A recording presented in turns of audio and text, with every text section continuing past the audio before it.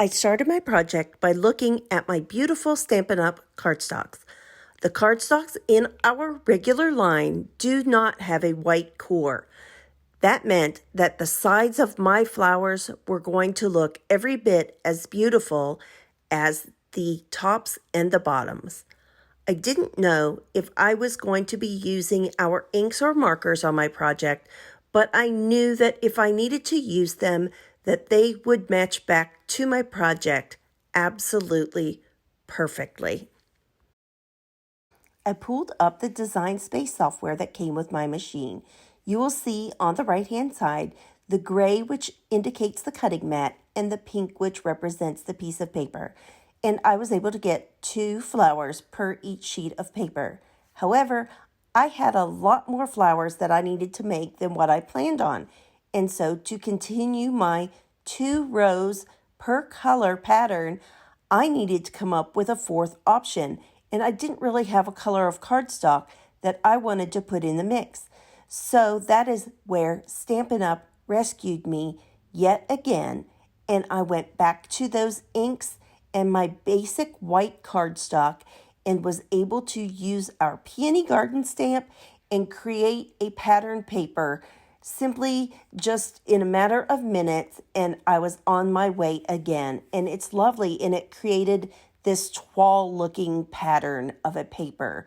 So I loved that I could just use it to improvise and continue on with my project, and I didn't need to come up with an alternative plan. I was also able to use a piece of the Peony Garden Designer Series paper as a backdrop for my project. That meant that I could protect the back surface of that shadow box, so if I get tired of this design, I can just simply throw it away and my shadow box will remain undamaged and I can repurpose it into another project.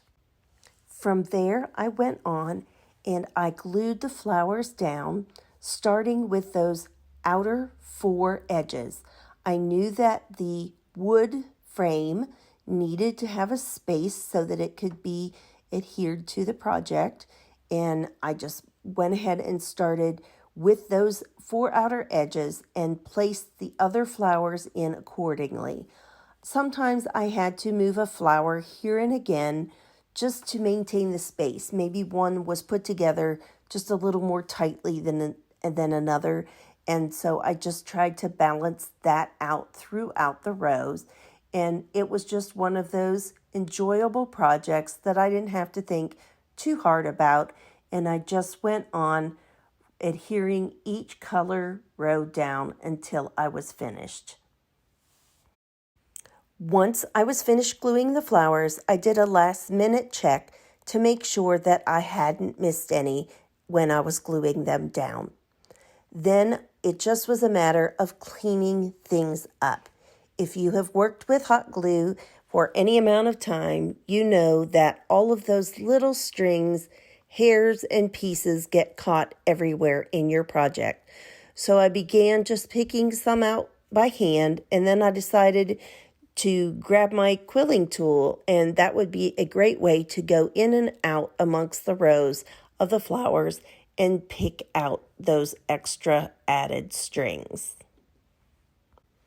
Once I was done cleaning up all of those little strings with that quilling tool, which worked very well, by the way, I was ready to get to the fun part of the project, and that was putting my design and my frame all together as one.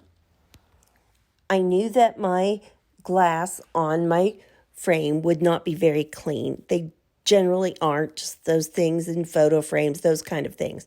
So I had some lens cleaning wipes in my office, and I knew that that would be a good option to pick up a lot of that dirt, and it wasn't going to leave a lot of lint behind.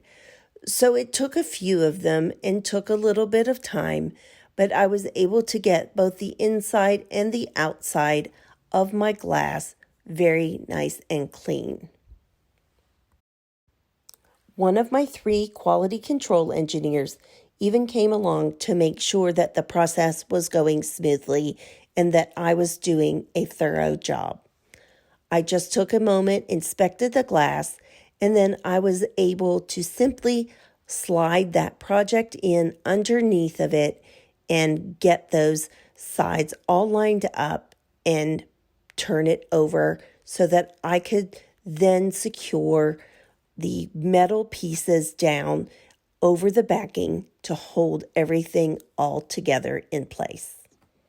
I love how my project turned out, and I like how it looks on my gallery wall. I do have an empty canvas hanging up there just to maintain a space, as I'm not sure what I'm going to do there yet. But please remember to use your Stampin' Up! Supplies, not just for cards, but for other projects as well.